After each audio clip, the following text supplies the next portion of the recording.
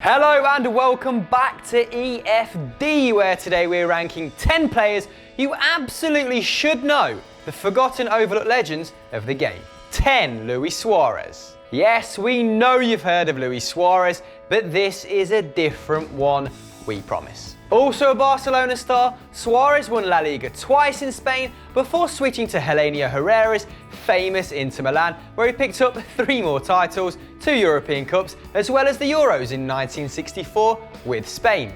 From midfield, Suárez scored 115 in 458, along with 14 in 32 on the international stage. Capable of playing inside forward, attacking mid, or as a deep-lying playmaker, Suárez's individual brilliance was recognised with the 1960 Ballon d'Or, where he also finished second twice and third once. At one time, the world's most expensive player, costing $142,000 in 1961, Suárez went on to coach Inter and the Spanish national team after retirement.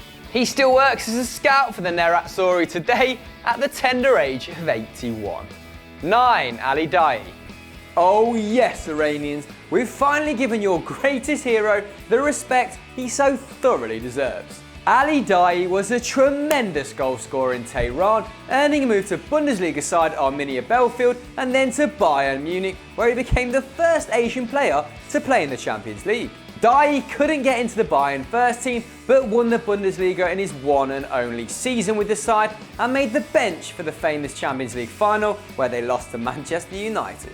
But though he struggled to establish himself in club play, his record for his country is far more impressive. Daei played 149 times for Iran, netting an insane 109 goals, making him the highest scoring player in international football history. And while some of those goals may have come against the likes of Sri Lanka, Nepal and Guam, he remains 25 clear of second place Ferenc Puskás and 32 above the one and only Pele. 8. Teófilo Cubillas. Cubillas broke through at Alianza Lima at age 16, scoring an astonishing 117 goals in 175 games from behind the striker.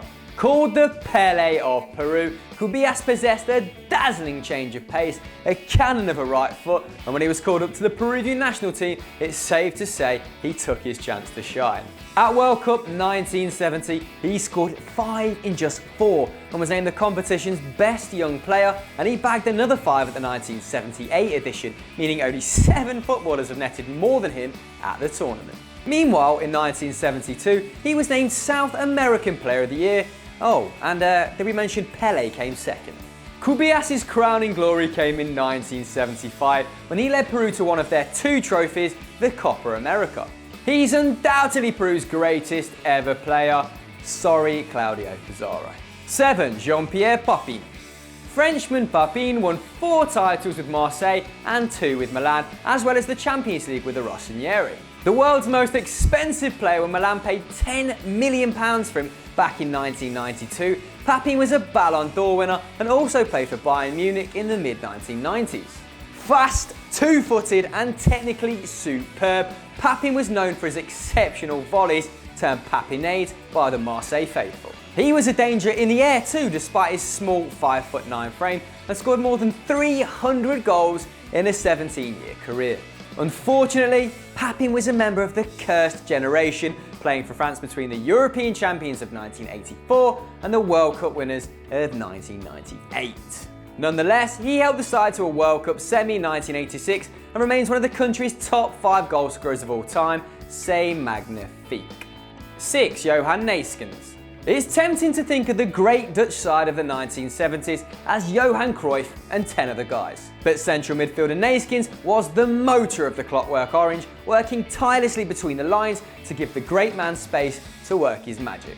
Neeskens was regarded as one of the first true box-to-box midfielders, breaking up play and racing forward to attack, and he won 2 Eredivisie and 3 European Cups with Ajax before moving to Barcelona in 1974 with Cruyff and Rinus Michels.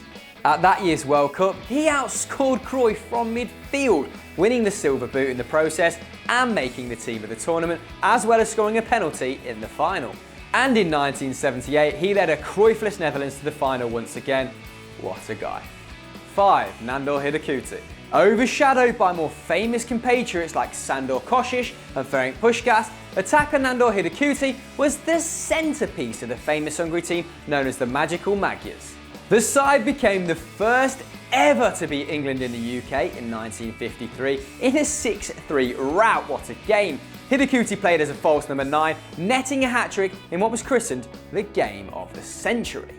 The withdrawn striker set the precedent for players like Maradona, Totti and Messi, and while Hidegkuti and Hungary reached the 1954 World Cup final, they somehow lost to West Germany 3-2, a side they trounced 8-3 in the group stages. Hidegkuti also won an Olympic gold medal with the Magyars before embarking on a managerial career where he won titles in both Hungary and Egypt. A pioneer and one of the men who made the modern game great. 4. John Charles. Welshman John Charles spent 5 years with Juventus in the late 1950s and early 1960s, earning the nickname the Gentle Giant as he never received a red or yellow card. Charles cost the Bianconeri a British record £65,000 and scored 108 in 155 league games for the club, including 28 in his first season to finish as the cap and cannon year. The next year he came in third for the Ballon d'Or, but it was actually his versatility which made him truly remarkable. Able to play both up front and in defence, he would often start as a striker until Juve scored, and then he would move back into defence. England international Billy Wright once named Charles as the best striker he'd ever faced, whilst legendary striker Nat Lofthouse called Charles the best defender he's ever faced. Not even Messi can say that. 3. Zico. Brazilian Zico was a classy playmaker who scored 192 goals in 333 games from attacking midfield. Unfortunately for the man nicknamed the White Pele, not sure who thought that was acceptable, he played during Brazil's fallow period in the late 70s and 80s and failed to win an international trophy despite hitting 48 goals in 71 appearances. Mental. However, with Flamengo, Zico won 3 titles and the Copa Libertadores. The club had taken him on at 14, put him on a special diet and gym regimen to bulk up his reed-thin physique. A bit like me.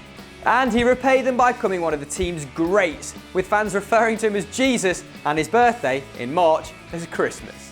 Udinese fans still wave banners recognising the man who once scored 59 in just 73 games, and after retirement he added 2 World Championships in beach soccer to his very impressive trophy cabinet. 2. Jimmy Greaves. The top goal scorer in the history of Europe's top 5 leagues and Tottenham's most prolific player ever, Jimmy Greaves couldn't step on a pitch without setting some sort of bloody record. The striker hit 44 and 57 for England, including a record 6 hat-tricks, and won the Golden Boot in the English top flight on 6 separate occasions. Whew.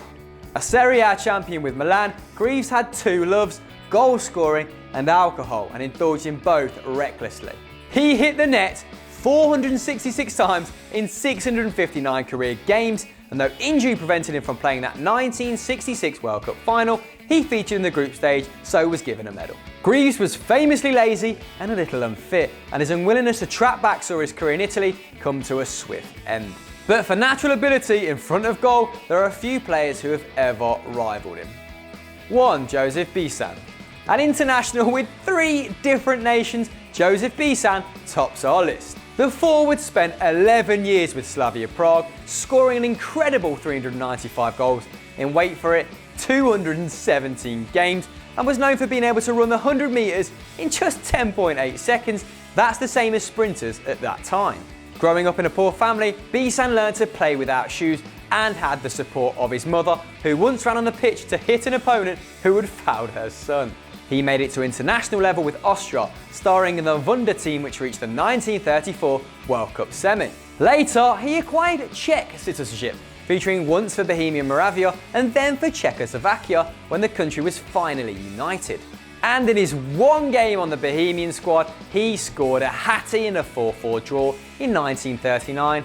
The opposition, Nazi Germany. And for that achievement, worthy of the Inglorious Bastards, Bican is our number 1. So there are 10 players you might not know, but probably should, guys. Have we missed any out? Let us know, as always, in the comments below. And if you enjoyed this video, check out 10 players who made terrible managers. And as ever, guys, don't forget to like and subscribe.